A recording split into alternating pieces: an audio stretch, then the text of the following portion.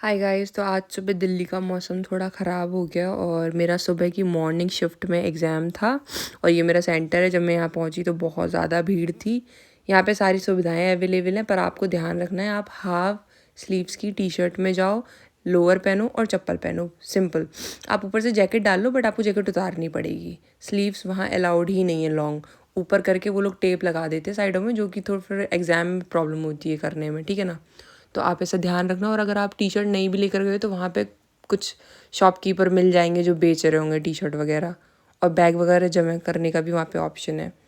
Second thing, आज का जो एग्ज़ाम मेरा हुआ, मैंने तुरंत घर आके जितने भी क्वेश्चंस मेरे माइंड में थे मैंने सब लिखे। अब मैं एक एक करके एक एक पार्ट आपको डिस्क्राइब कर रही हूँ। रीजनिंग इजी आई थी। 4 से 5 क्वेश्चन थे जो थोड़े से टफ कह सकते हैं, जिसमें दिमाग घूम जाएगा। मेरे में दो मतलब 3 क्वेश्चन ये थे। जैसे इसमें ये मैंने एग्जाम्पल के थ्रू लिख दिया रैंडमली कि इसमें बताना था इवन के आगे इवन और इवन के पीछे ऑड कितने डिजिट्स में है। ऑप्शंस गिवन थे, सेम एज वॉवल का था कि वॉवल्स के आगे कितने वॉवल्स हैं और उसके पीछे कितने अल्फ़ाबेट हैं, मतलब वॉवल्स नहीं है, ठीक है ना, कॉन्सोनेंट जो है। इस तरीके का क्वेश्चन था। सीरीज़ का एक क्वेश्चन था, बहुत ही सिंपल था।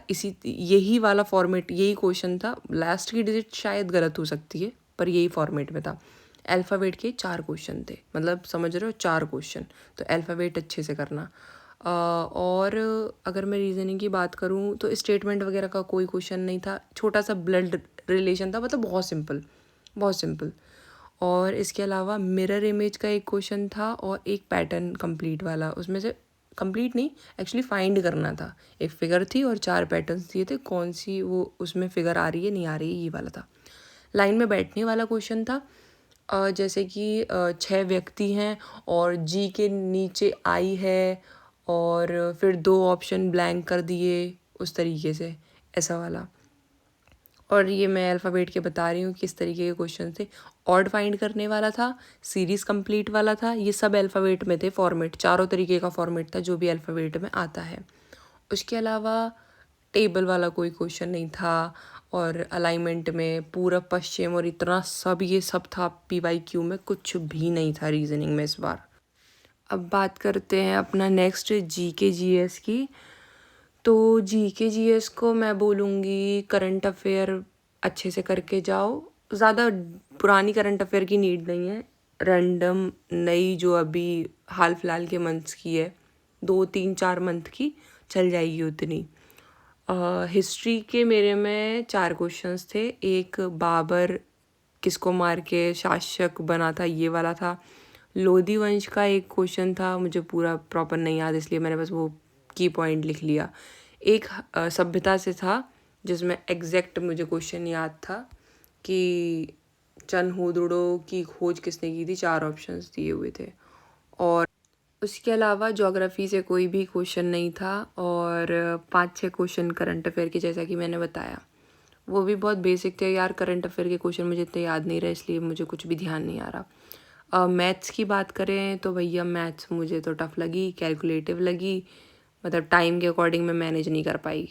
लेकिन जो क्वेश्चन मुझे याद रहे, एक सिंपल कैलकुलेशन आई थी, 5 × 3 + 2 ऐसे करके आगे तक डिजिट थी, और आगे चल के 5 की पावर लगा दी थी, ऐसे करके लाइक सॉल्व करना था उसको, कैलकुलेशन थी। और क्रय विक्रय के 2 से 3 क्वेश्चन थे मेरे वाले मॉर्निंग सेट में। एक सिंपल क्वेश्चन यही SI का आया था, फॉर्मूला लगाओ आंसर निकाल लो। क्यूब से रिलेटेड एक क्वेश्चन था, उसमें भी फॉर्मूला लगाने का था। एक इस तरीके की फिगर, मतलब मैंने बना ली है ये, ऐसे वाले क्वेश्चन आपको याद होंगे, मैदान वाले। और एवरेज से एक क्वेश्चन था, सिंपल था। टाइम एंड स्पीड से एक क्वेश्चन, 1 या 2 क्वेश्चन थे। चार्ट से एक सिंपल सा क्वेश्चन था और एक ही क्वेश्चन उससे रिलेटेड आया था। 2 क्वेश्चन थे, आदमी कितने घंटे काम करता है, ये उतने घंटे काम करता है, तो बताओ इतने कितने दिनों में कर लेगा, टाइप्स इस टाइप का। इंग्लिश की बात करूँ तो इंग्लिश भी टफ थी।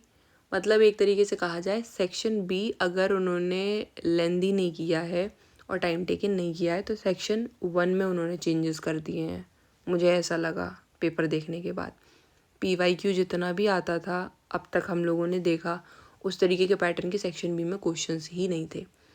LED चॉम्स्की से डायरेक्ट उठ के क्वेश्चन आया, और ऑप्शंस ऐसे दिए हुए हैं ना कि घूमोगे नहीं ऑप्शंस में, मतलब एलिमिनेशन मेथड लगाओ। मनु राठी मैम ने इतना डीप ऑलरेडी पढ़ा रखा है, उनकी 9 बजे वाली क्लास वाकई में बहुत हेल्पफुल थी, क्योंकि वो इतना डीप था, ये पेपर का सेक्शन भी देख के लग रहा था कि यार ये तो काफ़ी ईजी आ गया, ऐसा वाला था। करिकुलम जो मैम बोल रही थी कि किसी एक टॉपिक को पकड़ के वो 4 से 5 क्वेश्चन बनाते हैं, मेरे पूरे पेपर में करिकुलम उठा के ही उन्होंने 4 से 5 क्वेश्चन बना दिए। प्याजे से रिलेटेड, उनकी स्टेजेस से रिलेटेड क्वेश्चन था कि ईगो सेंट्रिक किस एज में आता है, ये वाला था। और एक आया था लाइक लॉजिक बेस्ड क्वेश्चंस ज़्यादा थे। आपकी तर्क शक्ति अच्छी है, आप